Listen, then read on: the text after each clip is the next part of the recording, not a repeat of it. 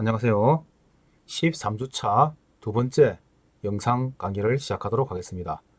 오늘은 지난 시간에 내구성에 대해서 공부를 하고 있었는데요. 지난 시간에 배웠던 내구성에 이어서 오늘은 화학약품에 대한 내구성에 대해서 말씀드리도록 하겠습니다. 이 화학약품에 의해서 산이나 알칼리, 염류, 동식물성 기름, 유기산, 당류 등의 화학적 물질의 영향을 받으면 시멘트, 수화물과 반응하여 팽창균열을 일으키거나 반응성 물질이 용출되어 다공화되어서 콘크리트의 성능을 저하시키게 됩니다. 이러면 내구성이 이렇게 떨어지게 되죠. 이러한 화학적 침식은 일반적으로 공장 폐수, 원천지대, 산성 하천유역, 하수도 처리시설 등의 콘크리트를 축조할 경우에 발생하게 되는데, 이러한 경우에 어떤 현장에서는 특히 이 화학약품에 대한 내구성을 필히 검토해서 콘크리트를 설치해야 합니다. 이러한 화학약품에 대한 내구성은 황산염에 의한 열화가 있고요. 첫 번째로. 두 번째로 산에 의한 열화가 있고요. 세 번째는 유류, 당류 및 부식성 가스에 의한 열화가 있습니다. 따라서 이러한 세 가지의 종류에 대해서 미리 이 부분을 검토를 하고, 이 황산염, 산, 그리고 유류, 당류, 부식성 가스 이런 부분이 있을 때는 특히 황화수소 이런 것들이 상당히 중요한 가스죠. 그래서 이러한 특수한 경우의 콘크리트를 설계하고 또 시공할 때는 화학약품에 대한 내구성에 대해서 면밀히 검토를 해야 합니다. 자, 다음은 137페이지 해수작용에 대한 내구성입니다. 철근 콘크리트 구조물이 해양 환경 하에 장시간 노출하게 되면 해수의 화학작용에 의해서 콘크리트가 침식되고 콘크리트 등의 철근은 부식하게 됩니다. 특히 한냉지에 있어서 동결융해와의 작용, 그리고 파도와 같은 물리적 작용과 감조구역에서의 건조, 습연의 반복 등의 영향을 받을 경우는 콘크리트 구조물의 내구성이 저하되며 심한 경우는 파괴에 이르게 됩니다. 이러한 해수작용에 의한 것은 해수 중의 염류에 의한 열화가 있고요. 또 염화물에 의한 철근의 부식이 있습니다. 염류에 의한 이건 콘크리트 열화에 대한 부분이고, 염화물에 의해서 또 철근의 부식에 대한 우려입니다. 이 둘 다 해양에서는 상당히 중요한 부분이기 때문에 이 두 개의 부분이 해수로 인해서 내구성에 영향을 미치는 요인이라고 하겠습니다. 특히 염화물은 철근의 표면에 있는 부동태 피막이라고 하는 얇은 산화 피막을 파괴를 시키고, 그래서 거기서 똑같이 아까 그 콘크리트의 탄산화와 같이 이것도 부식이 되게 되면은 부식으로 인해서 철근이 팽창하게 되면은 다시 콘크리트가 파괴되는 그러한 현상이 생기게 됩니다. 자, 파워포인트에서 이 콘크리트의 열화작용의 여러 가지 요인들을 보면은, 첫 번째로 알칼리 골재 반응이 있죠. 알칼리 골재 반응으로 해서 열화가 이렇게 완전히 촉진되게 되는 그런 현상이 첫 번째가 있고요. 두 번째로는 염해 부식이 있습니다. 염해 부식으로 인해서 좀 전에 같이 염해로 인한 염해로 인한 콘크리트 자체의 어떤 영향, 그리고 또 철근의 부식에 의한 영향, 이런 것들이 다 염해 부식에 대한 부분이 되겠습니다. 세 번째가 또 동해입니다. 이 동해로 인한 내구성 저하를 위해서 A제를 썼죠. 또 하나가 중성화입니다. 아까 탄산화라고 하는 그러한 것. 그래서 이러한 것들이 전부 다 콘크리트의 열화작용, 내구성을 저하시키는 그러한 요인이 되기 때문에 이 그래프를 여러분들이 잘 알아서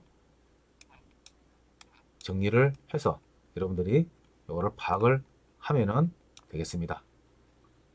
콘크리트의 내구성, 열화에 영향을 미치는 가장 큰 4개를 적으시오 하면은 요 4개를 적으면 되겠습니다.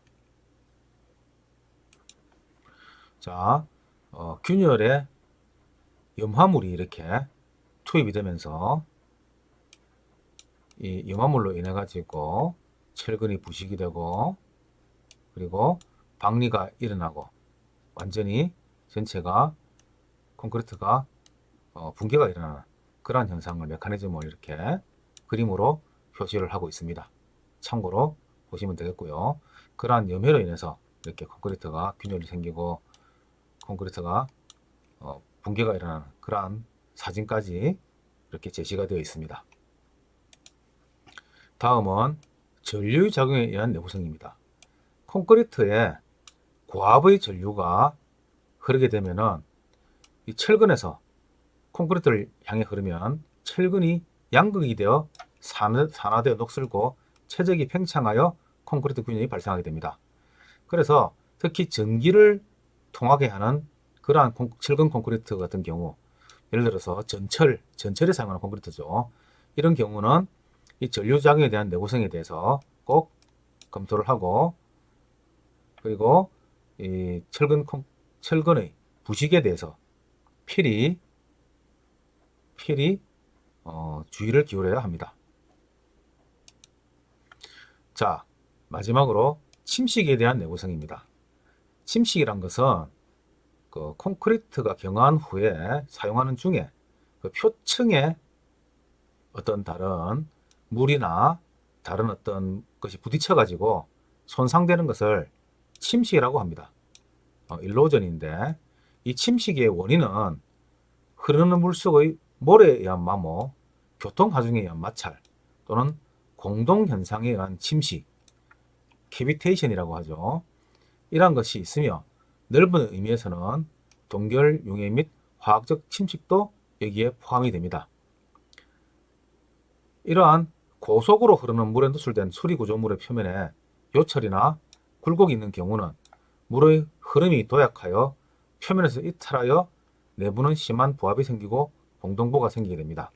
특히 댐이라든지 뭐 이런 경우는 물이 이렇게 떨어지게 되죠. 물이 떨어지게 되면은 이 떨어지는 물과 바닥에 부딪혀 가지고 이렇게 회전을 하면서 여기에는 공동부가 생기고 여기에서 생기는 침식 현상, 이게 공동현상이죠. 캐비테이션. 그리고 이 공동현상으로 인해서 또 이렇게 일로전, 침식이 생기게 됩니다. 이러한 이 공동부의 압력, 부합으로 인한 또는 고압으로 인한 이러한 충격이 반복돼서 생기는 콘크리트는 매우 심하게 침식될 수 있습니다.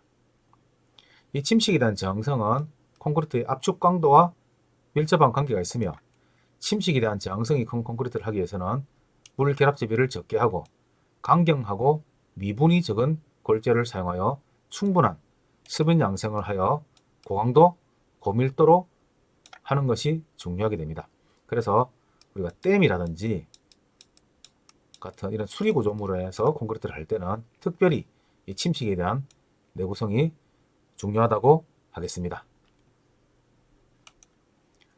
자, 다음은 수밀성입니다. 수밀성. 콘크리트는 물에 접하면 흡수하고 압력수가 작용하면 콘크리트 내부까지 침투가 됩니다. 그래서 수리 구조물은 말할 것도 없이 대개의 구조물은 흡수와 투수에 대한 저항성, 수밀성이 매우 중요한 성질입니다. 그래서 이러한 수밀성을 가지는 것이 콘크리트의 가장 중요한 요소 중에 하나인데 실용적으로 배합이 잘 된 콘크리트의 투수량은 매우 적습니다. 그래서 투수 개수로 비교하면 약 10의 마이너스 8승에서 또 7승 cm/s 정도의 투수 계수를 가지니까 거의 불투수성이라고 볼 수가 있지만, 그러나 이 수밀성을 지배하는 것은 오히려 시공풀량에 의해서 생긴 벌집 모양의 결합부의 존재, 불완전 이음부의 결합 부분 등을 들 수가 있습니다. 그래서 이 수밀성을 높게 하기 위해서는 물 결합 재배를 적게 하고, 또 굵은 골재일수록 수분 양성이 충분할수록 수밀성이 좋아지니까, 이러한 부분을 알아서 이렇게 수밀성을 좋게 하도록 노력을 해야 하겠습니다. 자, 다음은 내화성입니다. 콘크리트 및 철근 콘크리트는 현재 사용하고 있는 구조 재료 중에서 가장 내화성이 우수한 재료에 속하게 됩니다. 화재의 1000도씨 정도의 고온에 일시적으로나마 노출되는 경우 이에 저항하는 성질을 내화성이라고 합니다. 자, 내화성 알아두시기 바랍니다. 그리고 이에 저항하는 성질을 내열성이라고 하는데, 이러한 내화성과 내열성은 특별히 고온에 계속 노출되거나 가열 반복을 받는 원자료 관련 콘크리트가 또 상당히 중요하게 되죠.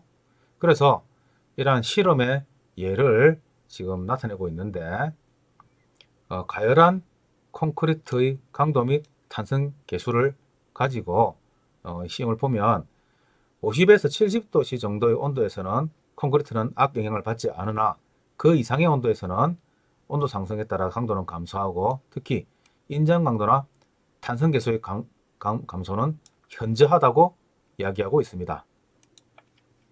자, 이러한 콘크리트 구조물을 내화적으로 만들기 위해서 취해지는 방법이 여기에 나옵니다. 그래서 이런 부분도 한번 읽어보시고, 전체 내화 콘크리트에 대해서 필요할 때, 특히 터널에서 콘크리트를 사용할 때, 차량에 불이 나거나 할 때 또 상당히 또 내화성이 필요하게 됩니다. 그래서 이러한 내화 콘크리트 부분까지 오늘 수업이 되겠습니다. 예, 이러한 콘크리트의 균열에 대해서는 우리가 11주차 영상 강의 1, 2주차 강의죠. 2주차 영상 강의 1에서 균열에 대한 내용을 전부 다 설명을 한 적이 있습니다. 그래서 이 부분은 그냥 지나가도록 하겠습니다. 예, 다음은 콘크리트의 배합입니다. 콘크리트의 배합이란 콘크리트를 만드는 각 재료의 비율 또는 사용량을 말하며, 배합 설계란 소요의 강도, 내구성, 균일성, 수밀성, 또 작업에 알맞은 워커빌리티 등을 가진 콘크리트를 경제적으로 얻어지도록 시멘트, 장골재, 굵은 골재, 혼화 재료의 비율을 정하는 것을 말합니다. 현재는 주로 중량 배합이 이용되고 있는데요. 콘크리트 1, 2방매들을 만드는데 필요한 재료의 양을 단위 양이라고 하고, 1, 2방매당 킬로그램으로 나타냅니다. 이러한 단위량들은 단위 수량, 단위 시멘트량, 단위 골재량, 단위 굵은 골재량으로 나타내게 됩니다. 이러한 설계 배합에는 여러 가지 방법이 있으며, 실내에서 배합을 선정할 수 있으나 최종적으로는 현장에서 시험 배합을 실시하여 조정한 다음 결정을 하여야 합니다.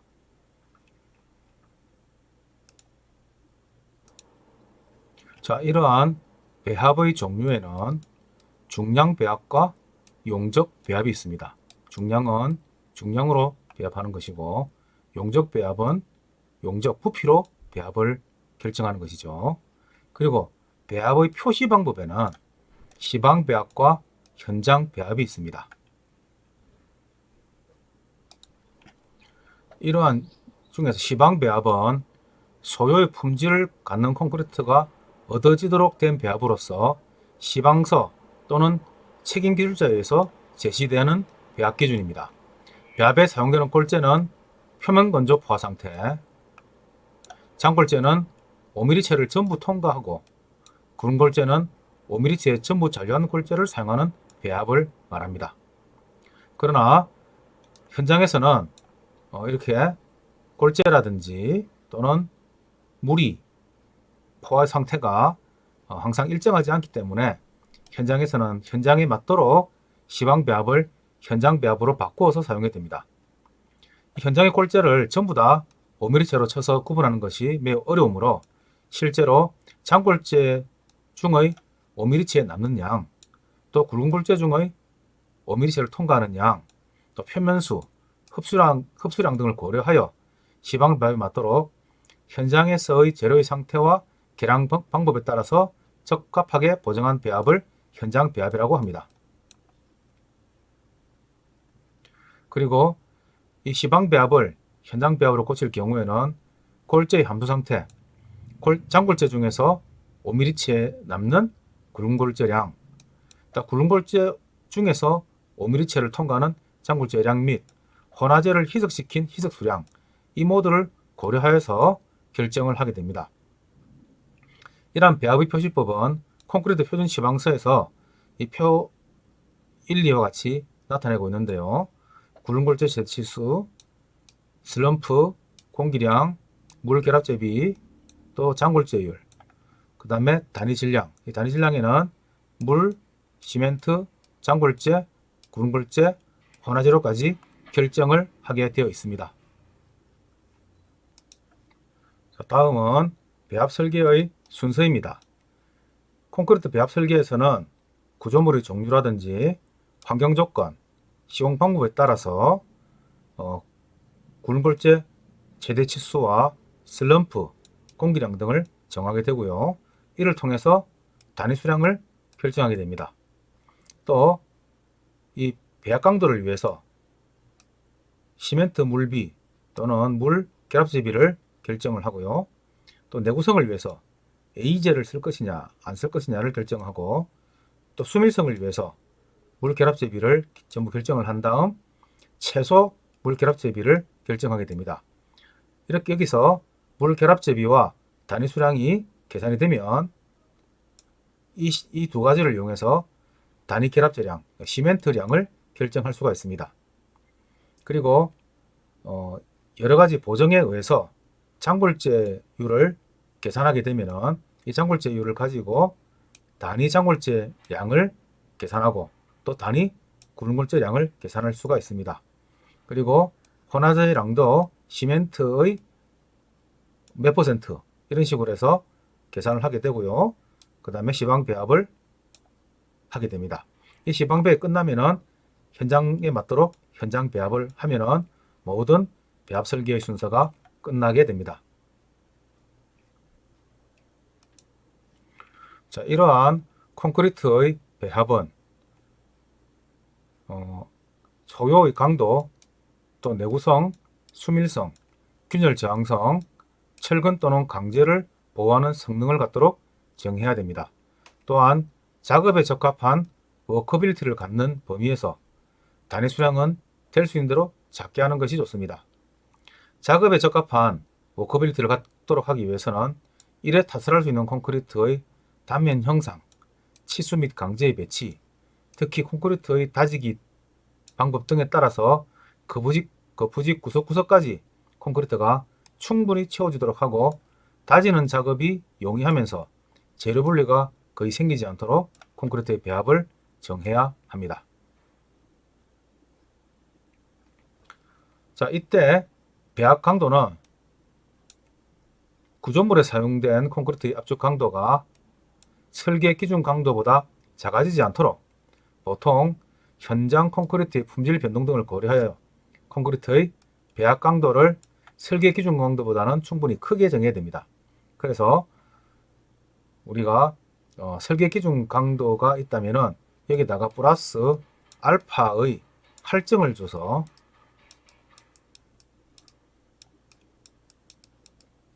배합 강도를 높게, 목표치를 높게 하여 충분히 설계 기준 강도를 만족시킬 수 있도록 배합 설계를 하게 됩니다. 이때 배합 강도에 대한 할증 방법입니다. FCK 설계 기준 강도가 35MPa 이하일 경우에는 요 두 식에 의해 가지고 결정을 하고요. FCK 설계 기준 강도가 35MPa보다 큰 고강도일 경우에는 요 두 식에 의해서 결정을 해서 이 두 식 중 큰 값을 선택해서 설계 배합 강도의 목표치로 정하게 됩니다. 여기서 들어가는 S는 각각 S가 있는데 이 S는 표준 편차입니다. 식 5.4에서 구해지는데 각 강도 시험 값과 횟수를 이용하여 표준 편차를 구하게 됩니다. 요거는 뒤에 가서 또 수업 시간에 얘기하도록 하겠습니다. 이러한 배합 강도는 일반적으로 이 압축 강도의 표준 편차가 실제 사용한 콘크리트의 30회 이상의 실험 실적으로부터 결정하는 것을 원칙으로 합니다. 그러나 압축 강도의 시험 수가 29회 이하이고 15회 이상인 경우에는 그것으로 계산한 표준 편차에다가 보정 계수표를 보고 그 보정 계수를 곱한 값을 표준 편차로 사용할 수 있습니다. 무슨 얘기냐면은 만약에 30 이상일 때는 그대로 그 표준 편차를 쓰면 되는데 25 이상에서 25에서 29회가 되겠죠. 이때는 1.03을 곱해서 표준 편차를 조금 더 0.03 올려서 계산하게 됩니다. 또 시험 횟수가 20에서 24회까지는 1.08을 곱하게 되고 시험 횟수가 15에서 19회 사이는 1.16을 곱해서 표준 편차를 보정해서 사용하게 됩니다. 만약에 압축 강도의 표준 편차가 없다 또는 압축 강도의 시험 횟수가 14회 이하인 경우에는 다음 표와 같이 설계 기준 강도에 따라서 21MPa 미만일 경우에는 설계 기준 강도에다가 그냥 2MPa만큼 더해서 할증을 줘가지고 이 값을 배합 강도로 사용하게 됩니다. 또 설계 기준 강도가 20에서 35 사이에 있을 때는 FCK에다가 8.5를 더하게 되고 35MPa를 초과하면은 상당히 고강도가 되기 때문에 이때는 FCK에다가 10을 더해서 그 값을 배합 강도로 목표치를 정해서 결정을 하게 됩니다. 콘크리트의 표준 편차 값의 예가 표 5.24에 있습니다.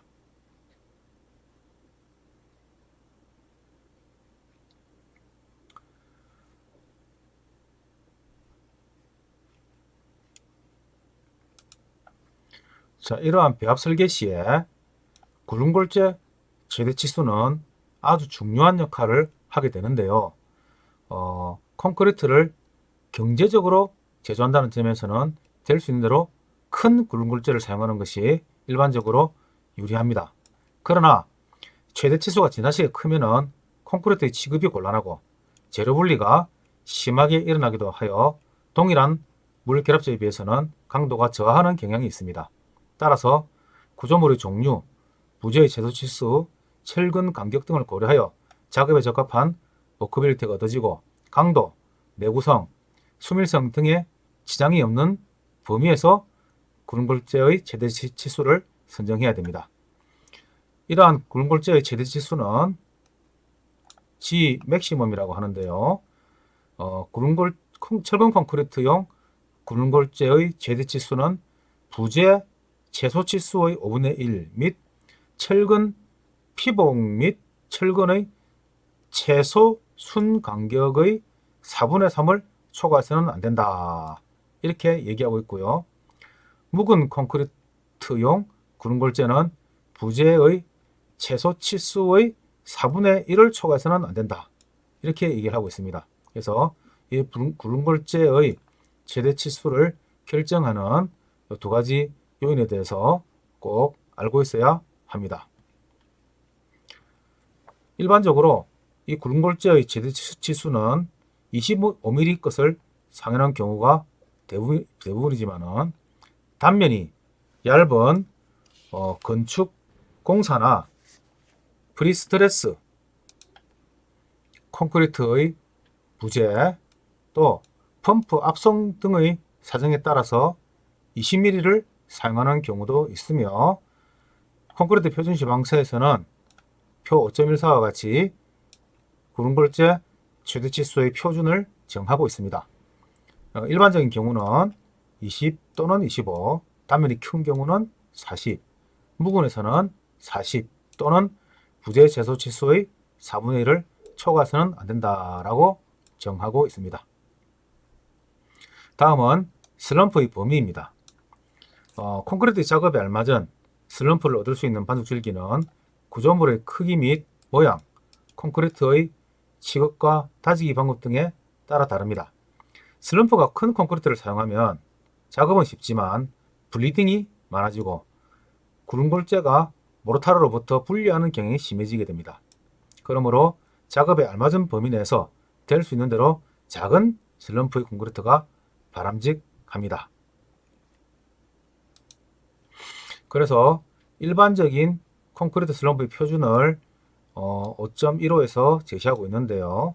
묵은 콘크리트일 경우 일반적인 경우는 50에서 150, 단면이 큰 경우는 50에서 100 정도로 정하고 있고요.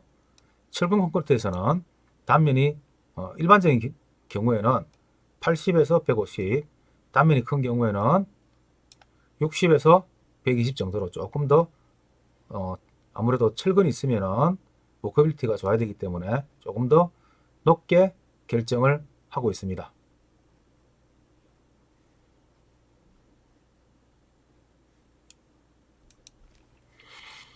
다음은 물 결합 제비가 되겠는데요.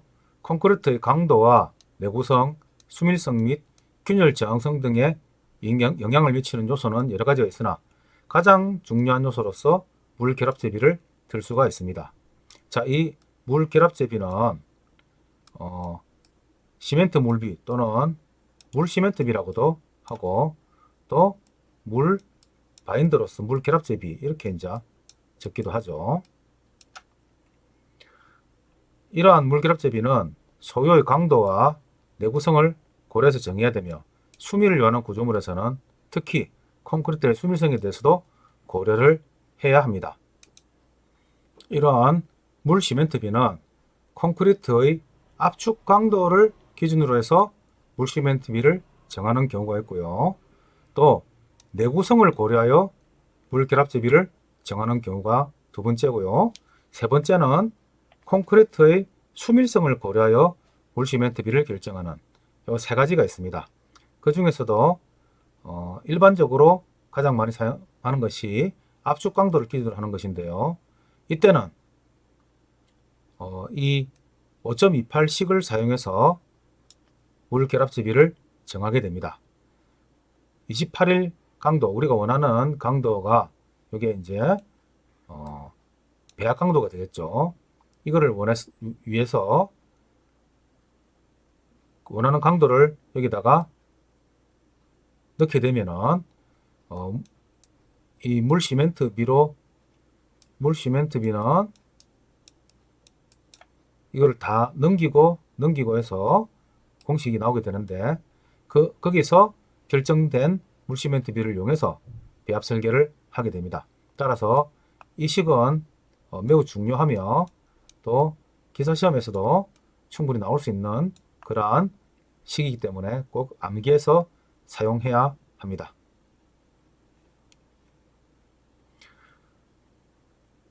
그리고 콘크리트의 내구성을 고려해서 물 결합 제비를 정하는 경우에는 특히 A 콘크리트를 사용하게 되면 기상작용에 대한 내동해성이 대단히 우수하기 때문에 내구성 향상을 위해서는 A 콘크리트를 사용하는 것을 원칙으로 하고 있습니다. 그래서 이러한 상태, 특히 특수 노출 상태에서 요구될 때는 이러한 노출 상태에 따라서 물결합제의 최대, 그러니까 이것 이하는 해야 된다는 거죠. 0.5, 0.45, 0.4까지 이렇게 정해서, 그리고 또 최소 압축 강도, 설계 기준 압축 강도를 이렇게 시방서에서 정해서 제시를 하고 있습니다. 또한 해양 환경 하에서 저런 콘크리트 및 프리스트레스 콘크리트 부재는 이러한 동결 융해작용, 해수 중에 포함되어 있는 여러가지 염류에 의한 화학적 작용을 받을 가능성이 있어서, 또 표 5.17과 같이 해양 콘크리트에서 내구성으로 정해진 A 콘크리트의 최대 물 결합 비를 이렇게 해중, 해상 대기 중, 물보라로 나누어서 이렇게 제시를 하고 있습니다.